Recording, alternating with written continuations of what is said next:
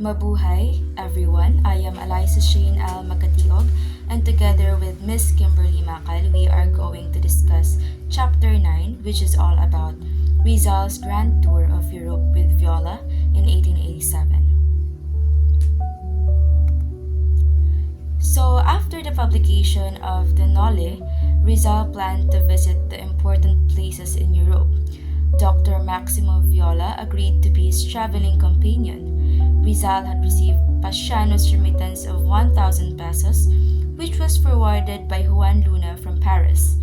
He immediately paid Viola the sum of 300 pesos, which the latter kindly loaned so that the Noli could be printed. Having paid his debt and with adequate funds in his pocket, he was ready to see Europe before returning to Calamba. Dr. Maximo Viola is the savior of Noli Me Tangere, so he financed the printing of the novel by letting Rizal borrow 300 pesos. So first, he and Viola visited Potsdam, a city near Berlin, which Frederick the Great made famous. The tour begins. At dawn of May 11, 1887, Rizal and Viola, two brown-skinned doctors on a roaming spree, left Berlin by train. So it was an ideal season for travel. Spring was in the air and all over Europe. The flowers were blooming, the meadows were turning green, and the villages were humming with activity. According to Viola, the luggage of Rizal included all the letters he had received from his family and friends. Their destination was Dresden, one of the best cities in Germany. So Rizal and Viola tarried for some time in Dresden. Their visit coincided with a regional floral exposition. Rizal, who was interested in botany, studied the numerous plant varieties of extraordinary beauty and size. They also visited Dr. Adolf B. Mayer. And this is Dr. Adolf Mayer. So he is the director of the Anthropological and Ethnological Museum, and he was overjoyed to see them.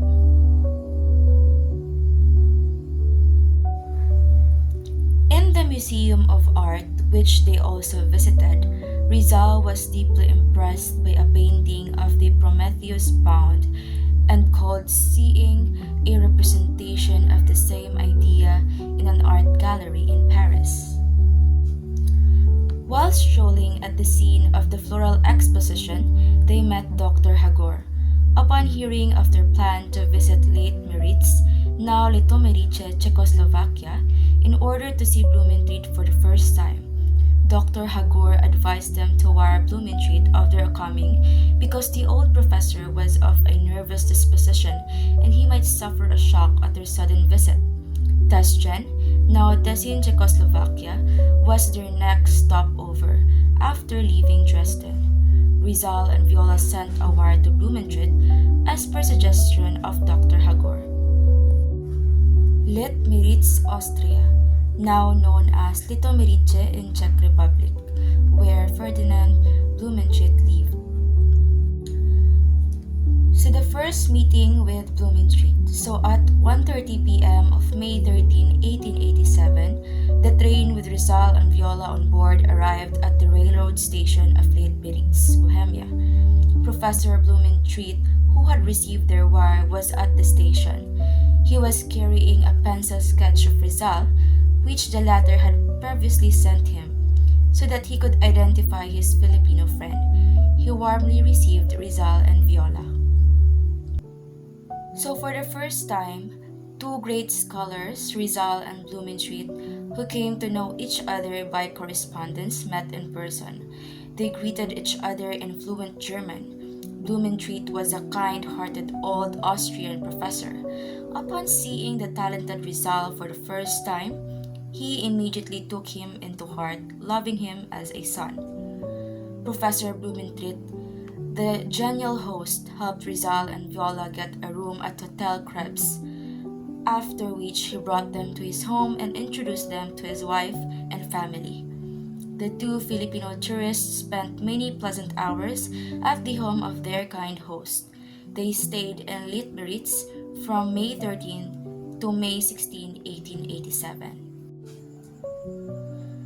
Beautiful memories in his visit. He enjoyed the warm hospitality of the Blumentritt family. The professor's wife, Rosa, was a good cook, and she prepared special Austrian dishes which Rizal liked very much.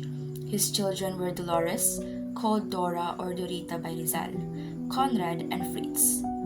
Blumentritt proved to be a great tourist guide as well as a hospitable host. He showed the scenic and historical spots of Lake Meritz to his visitors.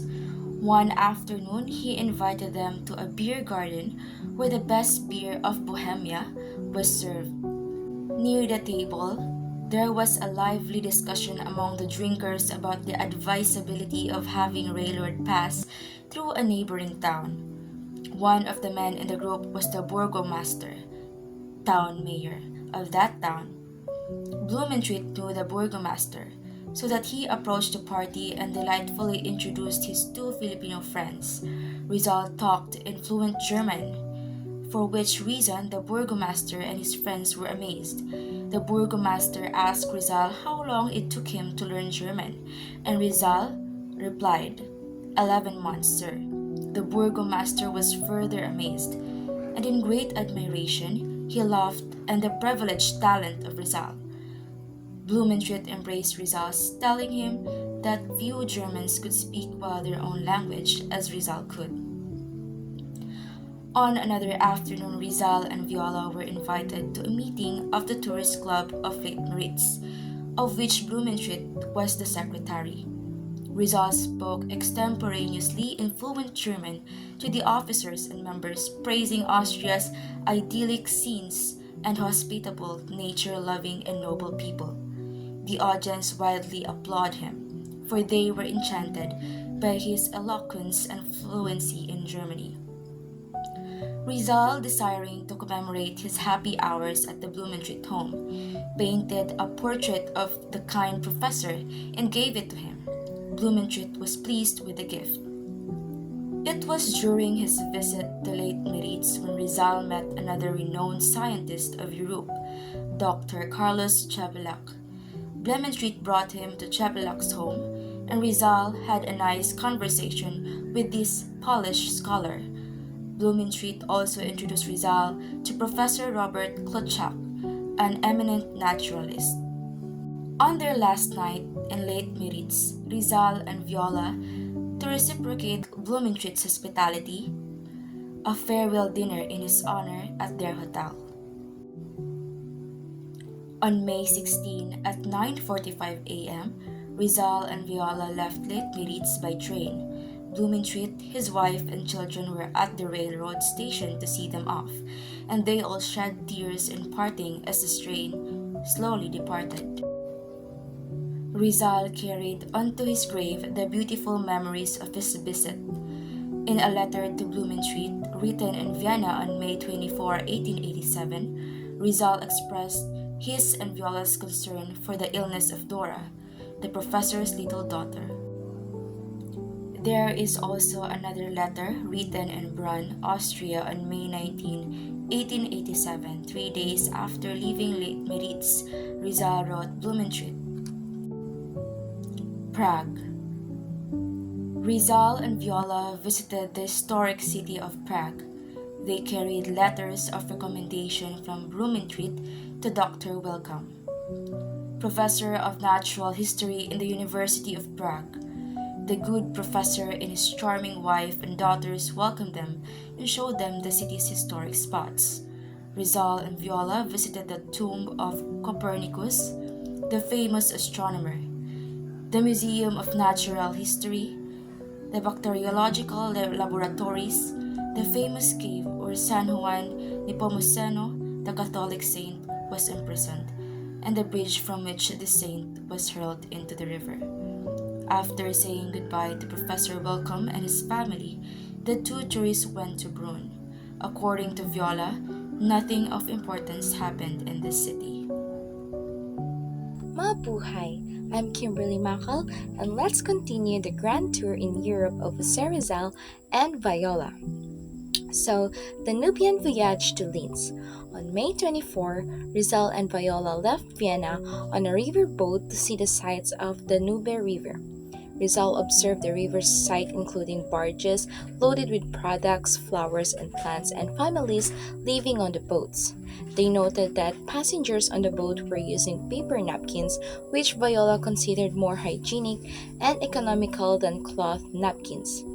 And then the river trip ended in Linz, and then from Linz to Rheinfall. They traveled overland to Salzburg and then to Munich to savor the famous Munich beer.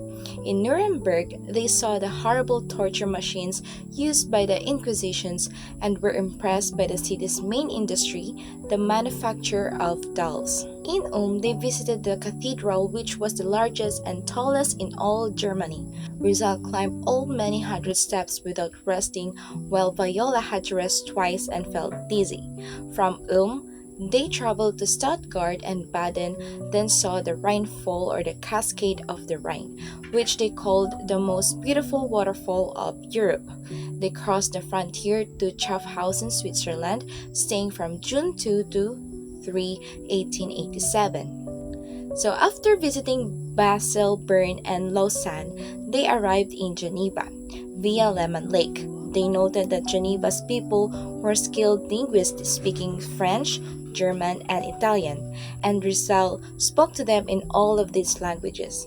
Rizal celebrated his 26th birthday on June 19, 1887 by treating Viola to a blowout or a sumptuous meal following a Filipino custom. Rizal and Viola parted ways on June 23 after staying 15 delightful days in Geneva. Viola returned to Barcelona while Rizal continued his tour to Italy. And the next is Rizal's resentment over the Madrid Exposition. So while Rizal and Viola were touring Europe, an exposition of the Philippines was held in Madrid, Spain, and in 1887.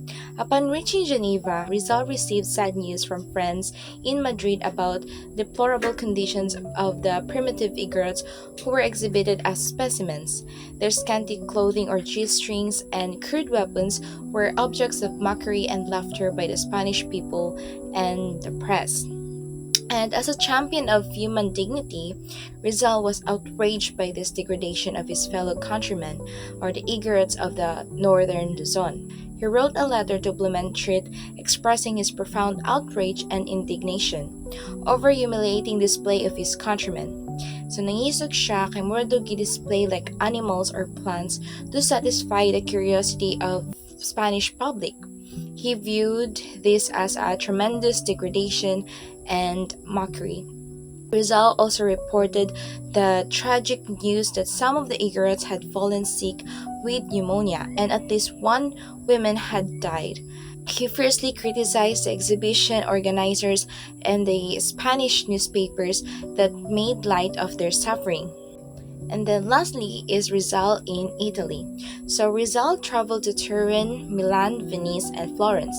He reached Rome on June 27, 1887, calling it the Eternal City and the City of the Caesars. He wrote to Blumentritt expressing his thrill at the grandeur that was Rome. He noted that he was walking where Roman heroes had breathed and stated that his favorite places were the amphitheater and the Roman Forum. On June 29th, feast day of St. Peter and St. Paul, Rizal visited for the first time the Vatican, or the city of the popes, and the capital of Christendom. Rizal was impressed by the magnificent edifices, particularly of St. Peter's Church, the vast St. Peter's Square, the colorful papal guards, and the atmosphere of religious devotion that pervaded the Vatican. And then every night, after sightseeing the whole day, Rizal returned to his hostel very tired. After a week of wonderful sojourn in Rome, he prepared to return to the Philippines and wrote a letter to his father that he will be coming home. And that's it for Chapter 9, or the Rizal's Grand Tour in Europe with Viola.